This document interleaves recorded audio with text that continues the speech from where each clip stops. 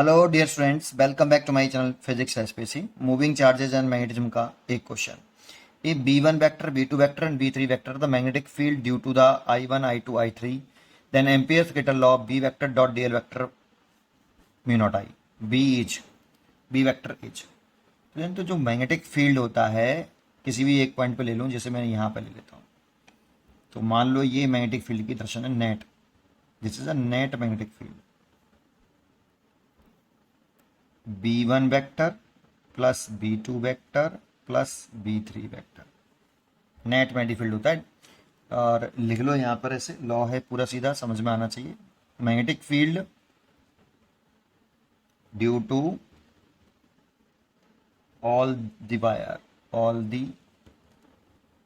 Wires inside and outside.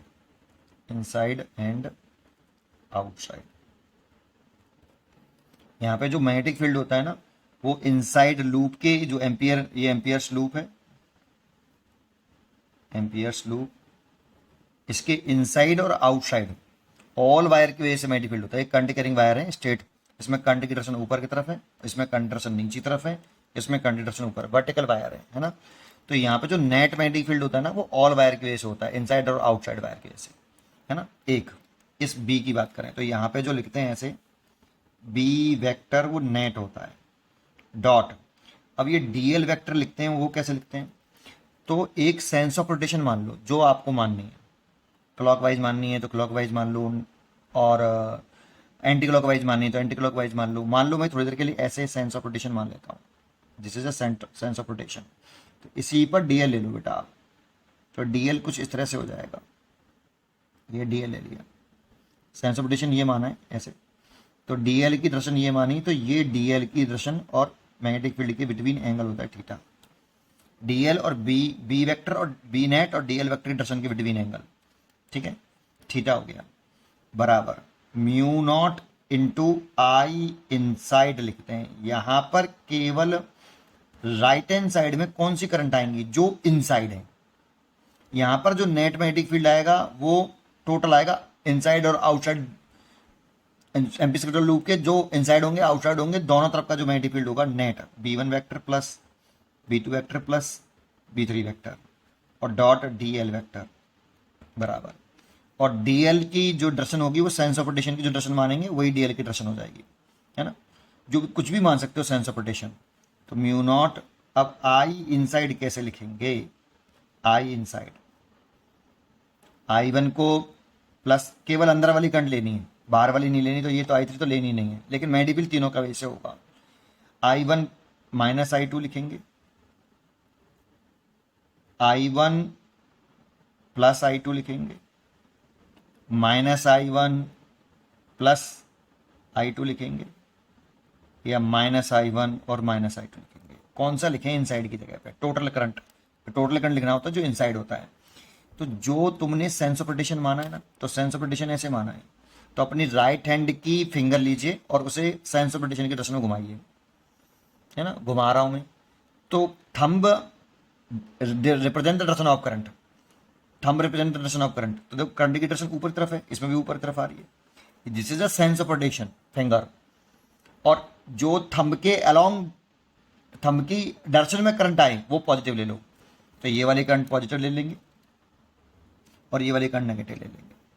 इसीलिए total current लिखेंगे तो I1 पहला वाला चॉइस सही हो गया। अब बच्चा सोचता है कि सर अगर सेंस ऑफ रोटेशन जो है, जैसे तो आप कह रहे हो कि सेंस ऑफ रोटेशन जो है अपनी मर्जी से लेते हैं, ये I1 और ये I2 और ये I3, अगर मैं सेंस ऑफ रोटेशन सर ऐसे लेता तो जो मैग्नेटिक फील्ड की डायरेक्शन है वो तो ऐसे रहती, बी नेट, और सेंस ऑफ रोटेशन मैंने उल्टा ले लिया। तो अब क्या करोगे सर? अब कौन सा करंट लोगे? तो मैं कहूंगा कि सेंस ऑफ रोटेशन अगर ऐसे लिया है अब, तो देखो थंब किधर आ रहा है? नीचे की तरफ, और थंब नीचे की तरफ आ रहा है, तो जिधर थंब आए उसी करंट को पॉजिटिव मानो और इसको नेगेटिव मानो। तो सर ये अगर ऐसा करोगे तो बी वेक्टर जो नेट है और dot DL vector equal to mu zero. अब आप आई इनसाइड कह रहे हो कि आई इनसाइड जो लेना चाहिए वो I2 माइनस I1 लेना चाहिए, लेकिन फिर तो आंसर बदल जाएगा। तो मैं कहूंगा कि नहीं बदलेगा। क्यों? क्योंकि देखो अभी थोड़ी देर पहले हमने ये थीटा माना था, अगर आप इसकी दर्शन को उल्टा कर लोगे ऐसे, डीएल की दर्शन को ऐसे कर लोगे, अभी उधर की तरफ माना था, थीटा तो ये था, तो ये एंगल कितना हो जाएगा बेटा, 180 माइनस के थीटा हो जाएगा। तो यहाँ पर बी वेक्टर और डीएल वेक्टर की दर्शन के बीच में एंगल 180 माइनस के थीटा हो जाएगा। और 180 माइनस के थीटा कॉस 180 माइनस के थीटा जो होता है वो माइनस के कॉस थीटा होता है। तो माइनस के कॉस थीटा लिखोगे और इधर से माइनस कॉमन ले लोगे, काट दोगे तो वही सेम रिजल्ट आ जाएगा। तो उसकी टेंशन मत लो, अपने आप सेट हो जाता है वो। केवल आप बस इतना ध्यान रखो, जो सेंस ऑफ रोटेशन आप मानो, जो सेंस ऑफ रोटेशन आप मानो उसमें फिंगर आपकी कर्ल कर, राइट हैंड की फिंगर कर्ल करो तो जिधर थंब की दर्शन हो उस कंट को पॉजिटिव मानो और थंब के अपोजिट वाली करंट की दर्शन को नेगेटिव मानो। दूसरा, केवल अंदर वाली करंट लो, लेकिन लेफ्ट हैंड साइड में करंट जो होती है वो इनसाइड और आउटसाइड दोनों वजह से आती है। मैग्नेटिक फील्ड जो होता है वो दोनों साइड से आता है। ये लॉ है बेटा, एम्पियर सर्किटल लॉ है ना। ये लूप होता है, सरफेस नहीं बोल, एम्पियर्स लूप, सरफेस मत बोलना, एम्पियर लूप है ना। 2D सरफेस होते हैं। पढ़ते रहिए, खुश रहिए, थैंक यू।